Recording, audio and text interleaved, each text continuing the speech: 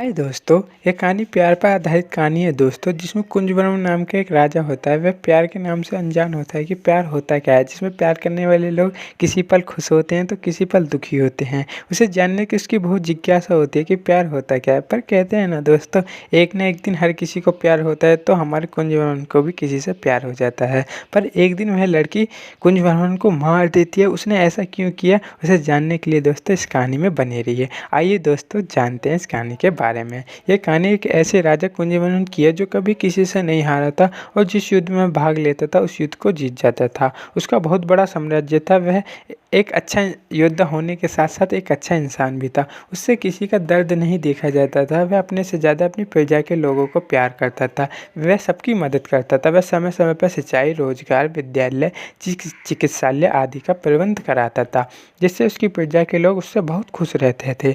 एक दिन कुंजवर्मन की माता अभिलाषा देवी को यह समाचार मिलता है कि कुंजवर्मन का पहाड़ी से गिरकर देहांत हो गया है। कुंजवर्मन के अंतिम समय में उसकी प्रेमिका इंदुमती उसके साथ ही थी। वह सबको बताती है कि हम दोनों अकेले घूमने पहाड़ी इलाके में गए थे, जहाँ उस पर शेर अचानक हमला कर देता है। जिसे देखकर कुंज मेरी जान बचाने के लिए उस शेर से भिड़ जाते हैं और जिससे लड़ाई के दौरान कुंज और शेर पहाड़ी से गिर जाते हैं। इंदुमती बहुत घायल हुई होती है, जिसे देखकर कुंजवर्मन की माँ उसे इलाज के लिए राजवैद्य के पास भेज देती है और अपने पुत्र के वियोग में रोने लगती है। कुछ समय बीतने के बाद एक दिन कुंजवर्मन की माँ सभा में परेशान बैठी होती है, जिसे देखकर राज्य के प्रधानमंत्री महारानी साहिबा से उनके परेशान होने का कारण पूछते हैं। आप परेशान क्यों हो? महारानी साहिबा कहती है कि इस राज्य को अब कौन संभालेगा। जो राजा कभी हमसे आंख भी नहीं मिलाते थे, आज वही हमें आए दिन युद्ध के लिए ललकारते हैं। प्रधानमंत्री महारानी साहिबा से कहते हैं कि आप अपनी बहन के पुत्र रविंदर सिंह को राजा बना दो, क्योंकि कोई और इस परिवार का पुत्र नहीं है। सबकी बात सुनने के बाद कुंजवर्मन की माँ अपनी बहन के पुत्र रविंदर सिंह को राजा बना देती है और उसका विवाह इंदुमती के साथ हो जाता है। कुछ समय बीतने के बाद वह कुंजवर्मन की बनाई गई सभी योजनाओं को निरस्त कर देता है और प्रजा पर भारी कर लगा देता है। वह समय समय पर प्रजा का शोषण करता रहता था, जिससे उसकी प्रजा के लोग उससे बहुत परेशान रहते थे। वहीं दूसरी ओर जंगल से गुजरते हुए श्रोता नाम के वैद्य पंडित को नदी में बुरी तरह से घायल एक व्यक्ति पड़ा हुआ दिखता है। वह उसके पास जाते हैं और उसको देखते हैं। उसकी सांसें चल रही होती है। वह उसको अपने साथ घर ले जाते हैं और उसका इलाज करते हैं। कई महीने बीतने के बाद जब उसको होश आता है तो वह सब कुछ भूल चुका होता है कि वह कौन है। अपने बारे में श्रोता पंडित से पूछता है कि वह कौन है और कुछ याद न आने के कारण रोने लगता है। उसकी हालत को देखते हुए श्रोता पंडित उससे कहते हैं कि तुम मेरे बड़े पुत्र केशव हो और यह तुम्हारा छोटा भाई नट्ठूलाल है। वह अपनी माता के बारे में पूछता है कि माँ कहाँ है, तो श्रोता पंडित उससे कहते हैं कि तुम्हारी माँ कुछ वर्ष पहले बीमारी के कारण चल बसी थी। बस हम 3 ही लोग हैं। कुछ दिनों में ही केशव उन सभी में ऐसे घुल मिल जाता है कि मानो पहले से ही उन्हीं का हिस्सा हो। केशव वहाँ पर भी लोगों की सहायता करता है और अपनों से बड़ों का आदर सम्मान करता है, जिसे देखकर श्रोता पंडित के दोस्त रामू की बेटी सरस्वती को केशव मन ही मन पसंद आने लगता है।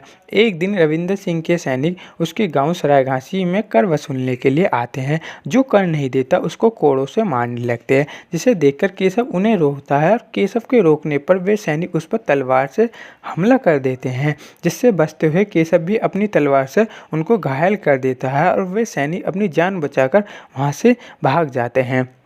जब रविंदर को यह समाचार मिलता है कि उसके सैनिकों को कर मांगने पर एक साधारण से व्यक्ति ने घायल कर दिया है, तो वह क्रोध से भर जाता है और अपने सेनापति सांगा सिंह को उससे पकड़ने के लिए उस गांव में भेज देता है। जब यह समाचार श्रोता पंडित को मिलता है कि केशव को पकड़ने के लिए सेनापति सांगा सिंह बहुत बड़ी सेना के साथ केशव को पकड़ने के लिए आ रहा है, तो वह केशव को उस गाँव से जाने के लिए कहते हैं। केशव जाने से मना कर देता है कि मैं तुम सबको अकेला छोड़कर नहीं जाऊँगा।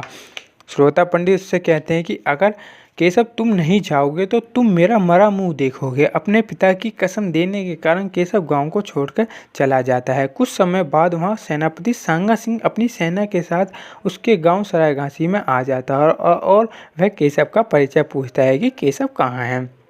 केशव का पता न मिलने के कारण वह गांव के लोगों पर हमला कर देता है, जिससे बहुत लोग घायल हो जाते हैं और कुछ लोग मर जाते हैं।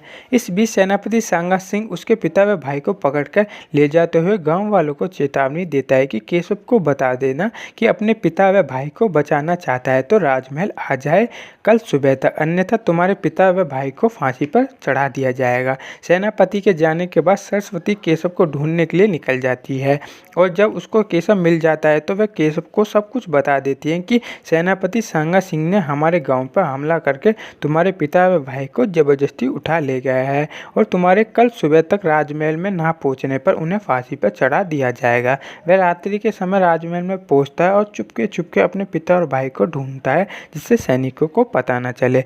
जहाँ उसके पिता भाई बंदी थे वह वहाँ पहुँचकर उन सैनिकों को मारकर उन्हें कारागार से बाहर निकाल लेता है और ले जाने लगता है। तभी उसके पीछे सेना की एक टुकड़ी लग जाती है। वह अपने पिता व भाई को नाव में बैठाकर वहाँ से भेज देता है और उन सैनिकों को रोकने के लिए वह उनसे लड़ने लगता है। तभी वह रविंदर सिंह और इंदुमती आने लगते हैं। लड़ाई के दौरान उसकी नज़र दूर से इंदुमती पर पड़ती है और उसको देखकर उसे सब कुछ याद आ जाता है कि वो ही कुंजवर्मन है और सोचने लगता है कि उस दिन इंदुमती और वह अकेले पहाड़ी पर घूमने गए थे, जहां इंदुमती के लाए गए खाना खाने के बाद उसके मुंह से खून निकलने लगता है। तो वह इंदुमती से पूछता है कि तुमने इसमें क्या मिलाया था। तभी पीछे से उसकी मौसी का लड़का रविंदर सिंह तलवार को उसके आरम पार कर देता है और उन दोनों को ऐसा करते देख उसकी आंखों से आंसू आने लगते हैं और वह इंदुमती से पूछता है कि तुमने मेरे साथ ऐसा क्यों किया, तुम तो मुझसे बहुत प्यार करती थी। इंदुमती कहती है कि मैं तुमसे प्यार नहीं करती हूँ, मैं रविंदर से प्यार करती हूँ और रविंदर के कहने पर ही मैंने तुम्हारे साथ प्यार का ढोंग किया था। तभी एक के बाद एक रविंदर उस पर तलवार से वार करता चला जाता है और उसकी आंखों से आंसू निकलते रहते हैं और वह रविंदर से कहता है कि भाई तुमने मेरे साथ ऐसा क्यों किया, मैंने तो तुम्हारा क्या बिगाड़ा था। रविंदर कहता है कि मैं साम्राज्य का राजा बनना चाहता हूँ, इसलिए मैंने यह सब किया, अब तुम्हें मरना ही होगा। यह सब सुनने के बाद कुंजवर्मन इंदुमती को देखता रहता है और उसकी आंखों से आंसू निकलते रहते हैं। तभी इंदुमती उसको धक्का मारकर पहाड़ी से गिरा देती है। केशव यह सब सोच ही रहा होता है कि तभी उन सैनिकों से लड़ाई के दौरान एक सैनिक उस पर पीछे से उसके सिर पर वार कर देता है, जिससे केशव बेहोश हो जाता है। वे सैनिक उसे पकड़कर ले जाने लगते हैं और इंदुमती और रविंदर उसे अंधेरे के कारण देख नहीं पाते हैं कि वह कौन है।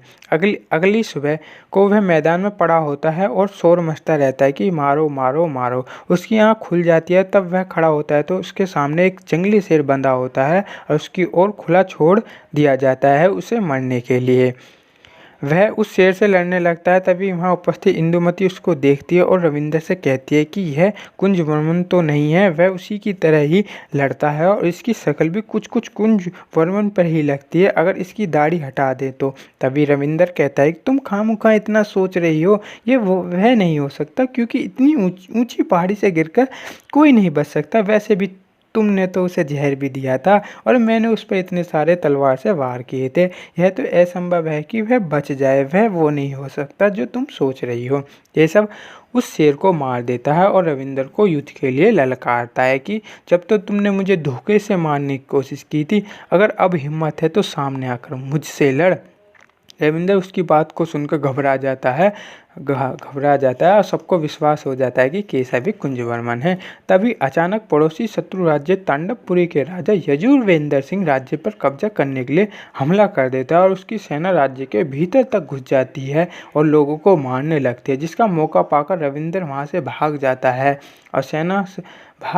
है और राज्य की सुरक्षा के लिए कुंजवर्मन शत्रु सेनाओं से लड़ने लगता है। उसको लड़ता देख उसकी प्रजा के लोग वह सेना शत्रु को मुंह तोड़ जवाब देने लगती है। वहीं दूसरी ओर केशव की सहायता के लिए सरायघाटी के लोग और उसके पिता भाई और सरस्वती भी युद्ध में कूद पड़ते हैं। चारों ओर से हमला होता देख शत्रु सेना का मनोबल टूटने लगता है और एक के बाद एक उनकी सेना के शक्तिशाली लोग मरते जाते हैं। तभी वहाँ शत्रु सेना इंदुमती को चारों तरफ से घेर लेती है और वह रविंदर को देखकर उसे बचाने के लिए कहती है। रविंदर अपनी जान बचाने के लिए उसे अकेला छोड़कर चला जाता है और वे सैनिक उसे मारने वाले ही थे। तभी वहाँ कुंजवर्मन आ जाता है और उन सैनिकों को मारने लगता है, जिसमें से एक सैनिक इंदुमती की तरफ तीर छोड़ देता है और कुंजवर्मन उसे बचाने के लिए उस तीर के सामने आ जाता है, जिससे तीर उसके छाती में घुस जाता है और वह क्रोध से भर जाता है और उस तीर को निकालकर अपने पास उपस्थित सभी सैनिकों को मार देता है।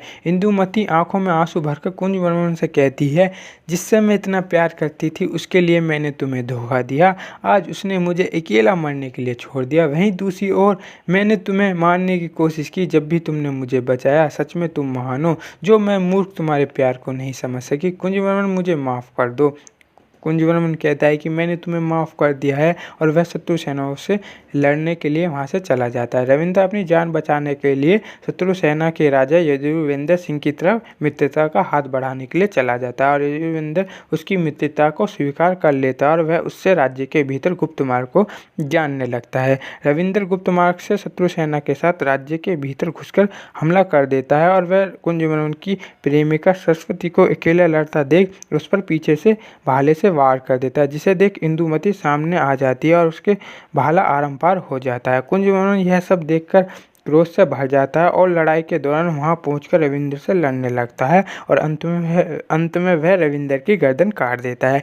जब वह घायल इंदुमती के पास जाता है तो उसकी आंखों से आंसू बह निकलते हैं। उसको देखकर इंदुमती उससे माफ़ी मांगती है कि जो कुछ मैंने तुम्हारे साथ किया, हो सके तो मुझे माफ़ कर देना, और मैं तुम्हारे प्यार को नहीं समझ सकी, और वह दम तोड़ देती है। कुंजवर्मन अपने राज्य को शत्रुओं से बचाने के लिए वह अपने आंसू पोंछकर यजुवेंद्र की तरफ लड़ने के लिए चला जाता है। अब यजुवेंद्र सिंह और उसके बीच भीषण युद्ध होता है। काफ़ी देर युद्ध चलता रहता है और अंत में कुंजवर्मन उसकी गर्दन काट देता है, जिससे उसकी सेना आत्मसमर्पण कर देती है। अब सब कुछ ठीक हो जाता है। कुंजवर्मन को अपना राज्य पुनः प्राप्त हो जाता है। उसका विवाह सरस्वती के साथ हो जाता है, जो अपने पिता श्रोता पंडित और वह छोटे भाई नट्ठूलाल को अपने साथ रखता है और सभी गांव वालों को कर से मुक्त कर देता है, जिससे सभी लोग बहुत खुश होते हैं और पहले की तरह अपना जीवन यापन करते रहते हैं। दोस्तों, देखने के लिए बहुत बहुत धन्यवाद आप सभी दोस्तों का।